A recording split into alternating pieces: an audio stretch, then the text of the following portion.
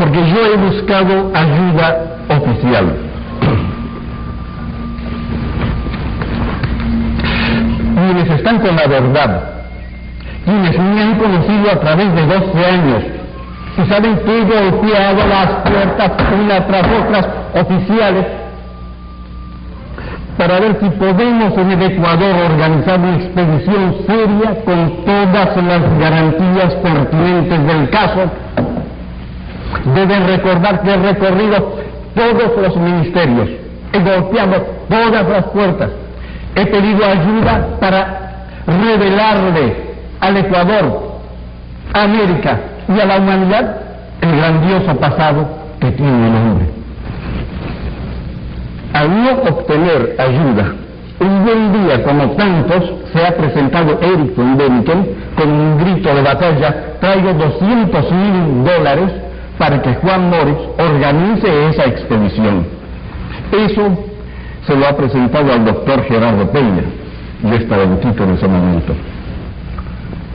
Erich von Däniken habló con nosotros. Hemos hecho un pequeño viaje recorrido de paseo turístico nomás, a través de Cuenca y sus alrededores. Les hemos mostrado Ingapirca, y ha tomado unas fotografías, ha pedido fotos de las cuevas, le hemos ofrecido y dado todo lo que ha pedido. Y un buen día aparece un libro que es este. El día que hemos leído el libro, habían llegado, días antes, los redactores de la revista Stern. Erich von Däniken ha mentido, ha usado todo para ganar dinero. Inmediatamente hemos protestado a través de la revista, el mismo día de aparecer el libro de Däniken, hemos protestado en la revista y hemos rechazado rotundamente las mentiras de Däniken.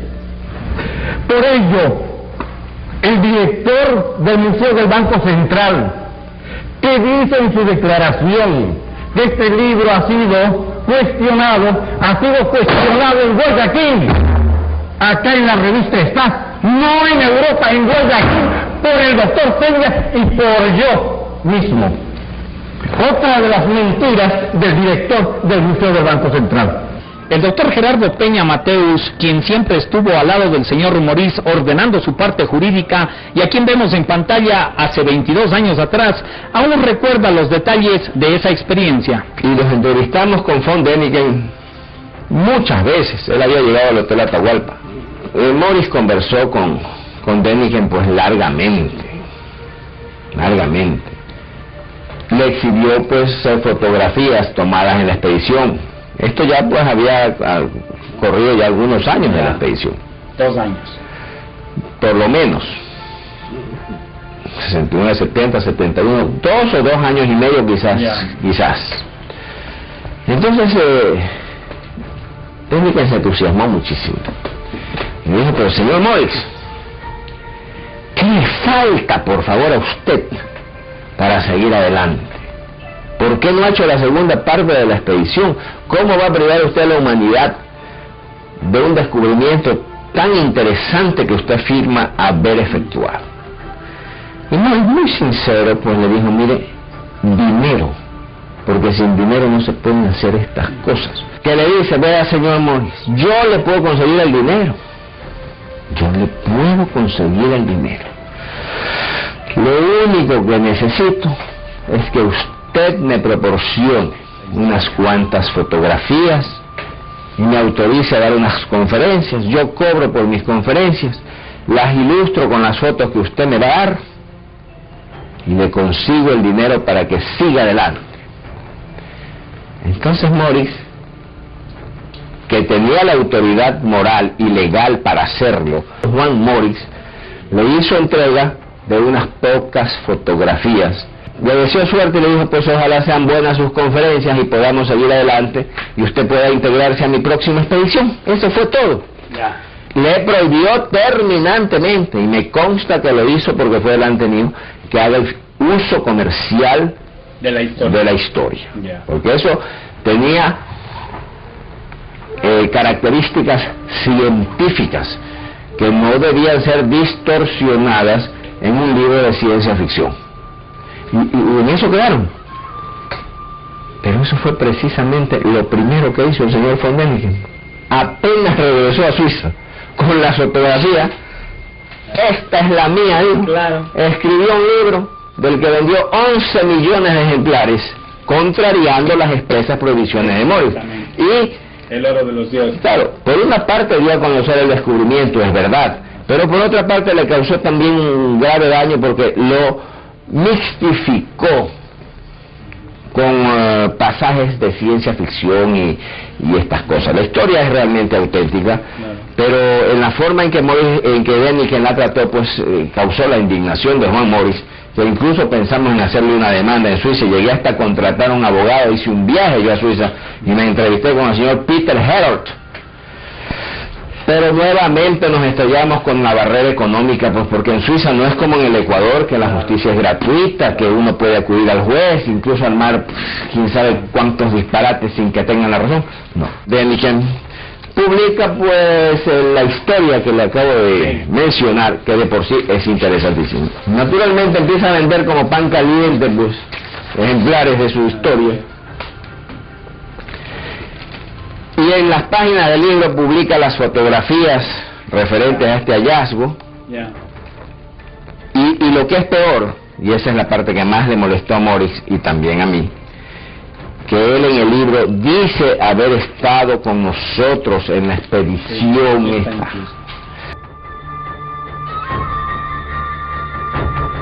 Tomémonos una foto a la vera del camino. Y esta fotografía precisamente es la que publica von Däniken en la contraportada de su libro con un gran título que dice Morris y yo en la entrada de la cueva, simulando haber estado en la cueva de los Tallos. La cuestión es que por lo menos mientras vivió el señor Juan Morris jamás regresó al Ecuador.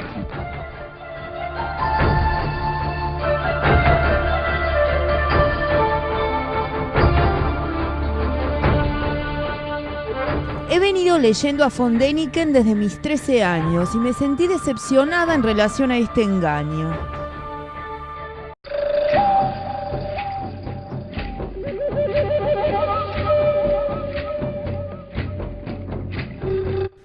Y por último, vamos a escuchar a Débora, una de las máximas investigadoras argentinas de este tema. Presten atención a la relación que ella establece entre las piezas encontradas y la civilización sumeria. El viaje y nos vamos hasta Argentina. Buenas noches, Débora. Débora trabaja en la Universidad Abierta Interamericana y que es una de las máximas investigadoras en Buenos Aires. ¿Por qué alguien como tú se pone a investigar, se interesa por la Cueva de los Tallos, Débora? Bueno, los tallos llegan a mi vida hace como 4 años. Yo siempre me había fascinado el relato de Erich von Däniken en El oro de los dioses, cuando lo dio a luz en los años 70, y mi interés primario fue primeramente saber qué había pasado con ese descubrimiento, ¿no? Porque después del libro de Däniken y de la expedición que se hizo en el 76, que luego más adelante vamos a hablar, todo había quedado en la nada. Así que mi interés fue hacer una especie de artículo de qué había ocurrido, y ahí empecé la investigación y me di cuenta que había ausencia de bibliografía, había pocos artículos, eso me llamó mucho la atención. Y después empecé a trabajar en mi tierra, en Argentina, porque el descubridor, Juan Moritz, era un húngaro nacionalizado argentino. Él estuvo mucho tiempo acá, estuvo 20 años en el CONTUR y después se dirigió a Ecuador, donde hizo su descubrimiento, ¿no? La cueva está en Ecuador, ¿verdad? Sí. La cueva está en Ecuador. ¿Cómo la encontraron? ¿De casualidad? ¿Es una cueva normal? Cueva, a ver si me puedo explicar, no tiene cosas así preconstruidas, es una cueva natural, ¿no? Sí, la cueva es de formación natural, pero las construcciones interiores no, son acondicionadas por el hombre. Eso es la diferencia. Ya, y esa cueva ya se conocía en el siglo XIX. Siglo XIX. ¿Quién la descubre? La descubre un coronel ecuatoriano que se llama Víctor Proaño. Ya. ¿Habían habitado indios allí? ¿Había algún otro tipo de restos después de los que nos vas a contar? Sí, había unos indios que se llamaban los cañaris, que tienen mucho que ver con la Cueva de los Tallos, que es una civilización casi extinguida, muy poco se conoce, también tiene que ver con algunas cosas de los Tallos, además de las otras que después luego hablaremos. Ya. ¿Es muy grande la cueva? Sí, es grande, es grande. Cruza, se dice que llega hasta Perú. Por ahora es lo único que sabemos. ¿Desde Ecuador hasta Perú? Desde Ecuador hasta Perú. ¿Y hay alguien que la haya atravesado, que ya la haya investigado absolutamente a fondo? Creo que somos pocos en el mundo que nos dedicamos al mundo subterráneo en serio, no, salvo, bueno, Morris que dejó toda la información y después ha seguido la línea Alex Chionetti, mi colega y Le conocemos, y amigo. hasta algunas veces en el programa. Sí, él es mi colega y amigo quien por 30 años ha hecho las investigaciones y bueno, después he llegado yo que he seguido también siempre siguiendo las pistas de Morris, ¿no? Y los dejó y aquellos nichos que todavía no habían sido explorados, que fue la investigación que hice en Argentina. Ya, me refería si físicamente ha estado algún espiólogo allí, ha entrado, lo ha atravesado, se saben la han cartografiado. Creo que la máxima investigación se hizo cuando fue la expedición del 76, que vinieron los ingleses y estuvieron casi un mes trabajando, pero no se ha podido nunca recorrer completamente la cueva. El único que sabemos que la ha explorado y por supuesto que nos dio todas las informaciones del caso fue Juan Moritz. Él hablaba de que los túneles llegaban hasta Perú, algunos llegaban hasta Argentina y hasta Bolivia. Ya, Juan Moritz. Sí. Te decía Juan Moritz que era un personaje muy curioso, ¿verdad? Sí, era un personaje fascinante. Todavía no nos ha revelado todos los secretos que su personalidad tiene, ¿no? O sea, nos falta mucho trabajar sobre él, pero era un personaje fascinante, un hombre sumamente culto que hablaba varios idiomas y que tenía un conocimiento de las culturas sudamericanas increíbles para la época. Él vino con mucha información de Europa. Esas son otras lagunas que tenemos que empezar a llenar también, ¿no? Ya. En esa introducción, en esa información que hemos dado, hablábamos de que el mismo Juan Moritz decía que había descubierto valiosos objetos de gran valor cultural e histórico para la humanidad. Son unas láminas metálicas que contienen probablemente el resumen de la historia de una humanidad extinguida. Tú tienes una de esas planchas, una de esas láminas, ¿no? Sí, acá en Argentina yo encontré dos planchas, que una de las cuales presenté en una conferencia en el 2007, justamente cuando hice la investigación, que empecé a buscar la documentación que se había dejado, y encontré una de las personas que era poseedor de este valioso material y que hasta ahora sabemos que habría venido de esa cueva, ¿no? Y esa plancha tiene mucha similitud con las que mostraba el padre Crespi y que se dijo que en realidad no eran reales, ¿no? O sea, no eran originales, pero sí, está todo sumamente relacionado, ¿no? Ya. Lo que dicen de esa cueva es que dentro había pruebas de una civilización, pero como si hubiera sido un lugar donde hubiera vivido esa anterior civilización. Sí, lo que Morris en realidad encuentra la cueva en el año 64. Perdón, él llega a Ecuador en el 64 y un año después, en el 65, hace el descubrimiento y lo declara el gobierno ecuatoriano en el año 69.